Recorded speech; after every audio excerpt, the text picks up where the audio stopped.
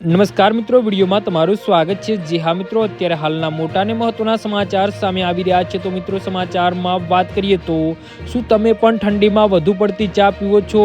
તે ફાયદો નહીં પણ કરે છે મોટું નુકસાન।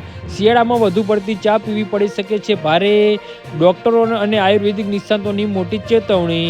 કડકાની ઠંડીમાં એક કપ ચા કોને ન ગમે, પરંતુ શું તમે જાણો છો કે શરીરને ગરમ રાખવાનો અમારો આ પ્રયાસ ખરેખર તમને નુકસાન પહોંચાડી રહ્યો છે?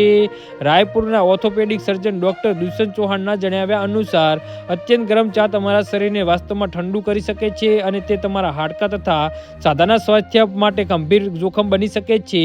ડોક્ટર ચૌહાણે ખુલાસો કર્યો છે કે શિયાળામાં આપણે પોતાને ગરમ રાખવા માટે ચા અને કોફીનું સેવન વધારી દઈએ છીએ, પરંતુ આ સાથે જ પાણી પીવાનું ઓછું કરી દઈએ છીએ। ચામાં રહેલું કેફીન શરીરને ડિહાઇડ્રેટ કરે છે અને જ્યારે શરીરમાં પાણીની કમી થાય છે ત્યારે ઘૂંટણ અને સાંધાઓની વચ્ચે કાર્ટિલેજ નરમ પડે જે કુશનનું કામ કરે છે, જે સુકાવા લાગે છે, જેના કારણે સાંધાઓમાં જકડન ઘસારો વધી જાય છે, જેનાથી દુખાવાનો અહેસાસ વધુ થાય છે। અને નિષ્ણાતો સૂચવે છે કે ચા કે કોફી પીતા પહેલા એક ગ્લાસ પાણી જરૂર પીવો, જેથી શરીર હાઇડ્રેટ રહે અને સાંધાઓની ભેજ જળવાઈ રહે।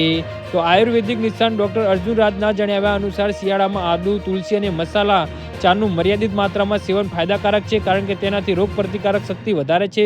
જોકે વધુ પડતા કેફીનથી અનિદ્રા, બેચેની, એસિડ રિફ્લક્સ અને ઉબકા જેવી સમસ્યા થઈ શકે છે। ડોક્ટરના જણાવ્યા અનુસાર એક સ્વસ્થ ભૂખ વ્યક્તિ માટે દિવસમાં 2 થી 3 કપ ચાનું સેવન જ સુરક્ષિત માનવામાં આવે છે। આ ઉપરાંત ચામાં રહેલું ટેનિન ખોરાકમાંથી આયર્નનું શોષણ ઘટાડી શકે છે, તેથી ભોજન પછી તરત જ જેને પીવાની સલાહ આપવામાં આવે છે।